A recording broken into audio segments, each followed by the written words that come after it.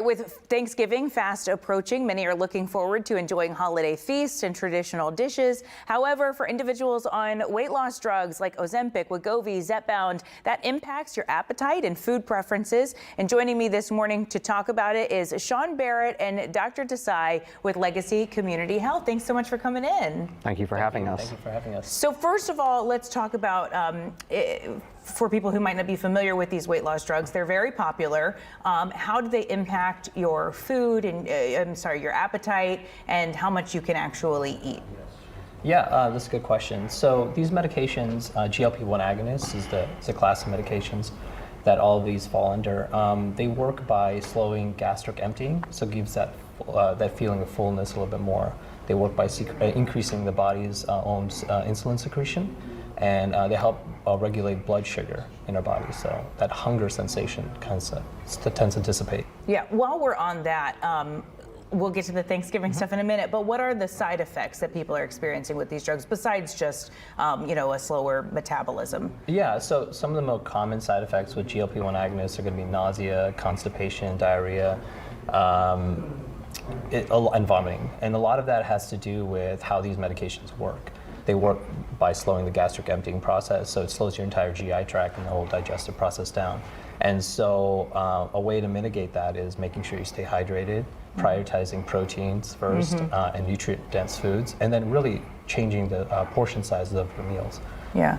So I know a lot of people would listen to these side effects and say, like, gosh, who would ever take that? But I mean, people are having great success with actually bringing down their weight and then therefore reversing all of these chronic conditions that can be caused by obesity, right, Sean? That's correct, yes. Our patients are probably losing about 15 to 20% of their weight. And with lifestyle changes, seeing the dietitian, seeing the medical team, working with everyone, we can do it in a very healthy way. Yeah, so how would you recommend that people go forward during this holiday season when they're going to be faced with a lot of food? I mean, what kind of choices should they be making to still be able to enjoy the holiday while taking these weight loss drugs? Well, my first rule is don't take a holiday on your medication. A lot of people like to stop it so they can eat more with their families. Oh, they want to be able to feast. And it just increases the side effects when they start back up again. So it's best just to continue taking your medications. Next, remember that you just need smaller portions. Eat 2 plates of a smaller plate. Get a little bit of everything that you like and just enjoy it. Avoid fatty foods, avoid spicy foods. Take a walk before you eat lunch. And make sure you're very hydrated. Drink 2 or 3 glasses of water. That way the nausea, subsides and it's much more enjoyable.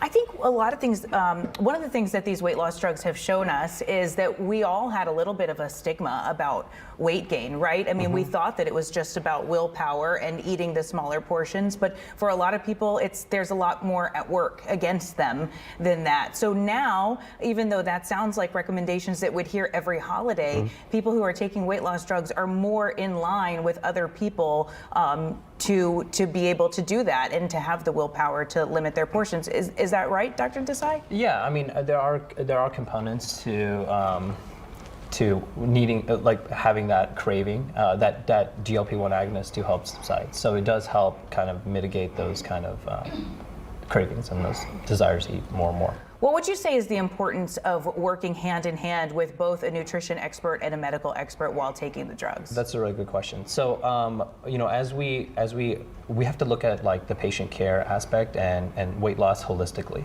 So from a medical standpoint, the clinicians weigh in, but we have a nutritionist team at Legacy. We have pharmacy teams at Legacy. We have patient educators.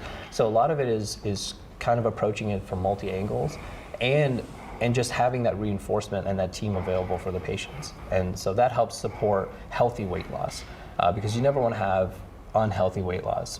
When you lose weight, losing muscle, right? Is you don't want to lose unhealthy weight loss, right? Yeah. So you want to make sure you're losing the fat, but you're preserving your muscle mass, and that's prioritizing proteins, engaging in resistant training, heavy weights, right?